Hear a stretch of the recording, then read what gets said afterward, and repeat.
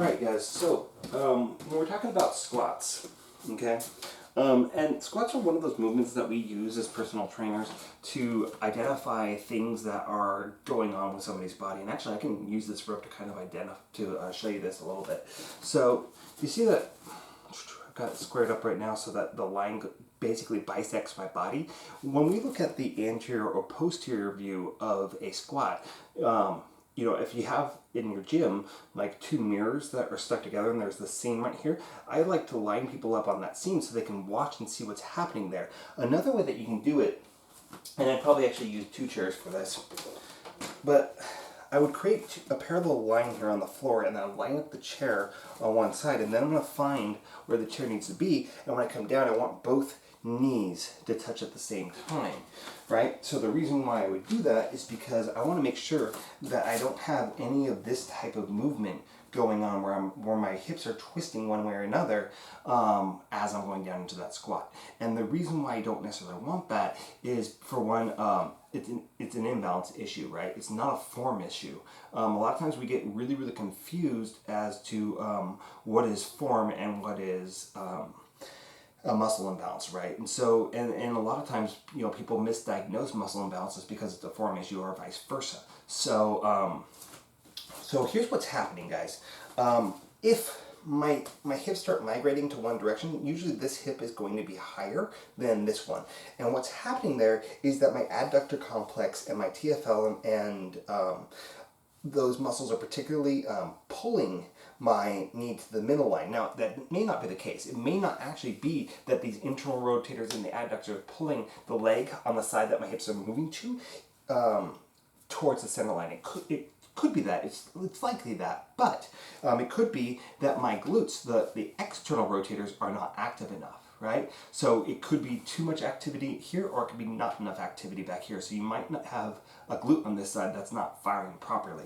One of my hypotheses or theories onto why this happens has to do with driving, right? Because we're using this leg a lot more when we drive cars.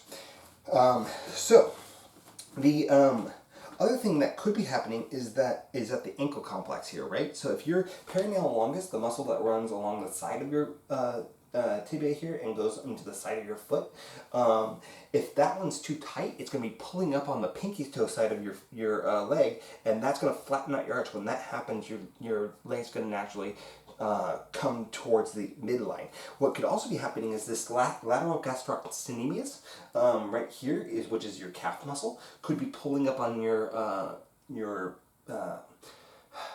Achilles tendon here on the side, and that's going to cause flat feet. When your feet flatten out, that's usually going to be one of the things that's going to happen with it. So foam rolling through and stretching your calves and that perineal longus will help with flat feet, and it's also going to help with this internal rotation. But that being said, this leg can be completely fine. It might not be the problem. Even if I'm migrating this way, it might not be the problem. And here's why, okay? Because everything that I said was true on this one that was causing this could be the opposite, could be true here, right? So if my external rotators are overactive on this side and pulling this knee out, it's going to cause my hips to push away from that knee. If my arch is too high and I have more of a high big toe side of my arch, I'm going to have my knees going out there. So when I go into that squat, this could be pushing too much that direction. Now, the way that I tend to like to fix this when it comes to you know, clients in general, but one way that I could do that, could fix this, is I could be starting to maybe put a band on just this knee that pulls it into the wrong plane of motion, right? So, you know, I've got a band here tied to the wall here, so if this was the problem knee, right, and I'm just going to go like this, boop, right, and I could put this at this knee, right, if this is the problem knee. And when I squat, I'm trying to keep that pushed out so it doesn't come into that internal rotation, right? And that's going to help it, with that particular issue if it's a one side issue, right? So that's assuming that this was the one that was internally rotating, not this one. I know I flipped this halfway through there. But that's what we're looking for when we're squatting, is we don't want to have any of this type of movement. So if you notice this Notice that my shoulders are on the other side. Well, that's how your body maintains balance, right? So if there's an issue here, this could be part of that issue. So, you know, I was a waiter for a long time. This trapezius has been for a long time because it's holding trays up like this, more developed and off. So this shoulder would be higher. Usually when this shoulder is high, this hip's going to be low, right? And so it could be something in your trapezius that might be causing that lateral shift, right? So it could be anywhere along that kinetic chain. And I know that was long-winded, but bear with me for a second. So to diagnose this, again, I use this straight line to make sure I'm centered on it. And then when I go down, I want to watch in the mirror, right, whether or not I'm migrating one side or the other. Okay, so that's the first part of it, is that when I'm doing the squat, I want to make sure that I'm not migrating either in the top or the lower part of my body. Now, if I just have tight adductors on both sides, right, you might find this, where the knees bow in, you have knees bow out, right? That, again, that could be internal rotators, TFLs, or lateral gastrocnemius, or the perineal longus that's causing flat feet there. When you see this, usually one of the patterns that you're going to see is that your toes are going to point outward while your knees point inward, and that's really, really scary. Which generally, if that's happening, it's going to be in that lower extremity, not in the upper portions here. Well, it could be in the upper portions as well, but the toes pointing out is definitely something going on below the knee, right? So when we are going down into that squat, we are checking for that. We want to make sure that our knees are lined up with our toes the entire time. And that's going to bring me into the next point here, right? So I've got 3 hinge points here, right? I've got my ankle, I've got my knee, and I've got my hip.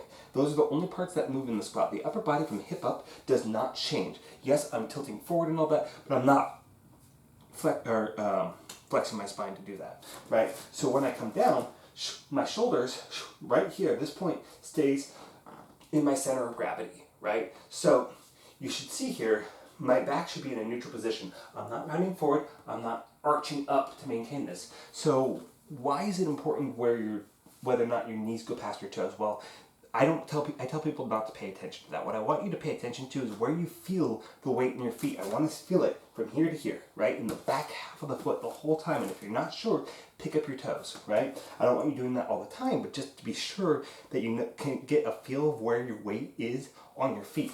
So what happens is if I get here, right? If my heels are popping off the ground, you notice that my body stays more vertical, my knees jut forward, right? And that already right now is rather painful. But if I think conversely that I need to keep my knees behind my toes, right? I'm overhinging at the back. Sometimes this will even be accompanied with your rectus spinatus and multifidus and all those other core stabilizers here giving out, right? So that's why I don't really approve of saying don't go past your toes here, because that's going to translate to a problem in the upper back. Now, even if you have from here to here is perfectly neutral the whole time, but you put 300 pounds on your shoulder, the fulcrum is way the hell back here, the weight's way up here, you're going to hurt your back that way. So by staying here, the fulcrum and the weight are very close together, so I'm not putting a lot of pressure on my back when I go down, right? So I'm protecting my back by keeping my shoulders right over my midfoot. My weight stays on midfoot, and so when I come down, another way you can do this, if you guys have a camera or anything like that where you can see, is that my shin here and my upper body should be pretty close to parallel, right? So you can actually kind of see that there on the video. And that's a sign of a good squat. Now, as far as depth goes, one of the things that we look for could be a hip wink, right? And what that means is, let's go over here, you guys can see, is as I come down and we reach this point and the tailbone tucks under, right? And some people have it more so than others. The thing about the hip wink is that it could be tight hamstrings, right? Your hamstrings are you're not stretching out enough to allow yourself to go down there. It could also be the shape of your pelvic to femur complex, right? There could be other imbalances that could be causing that. And some hip wink is not inherently dangerous, right? Some people are always going to have that.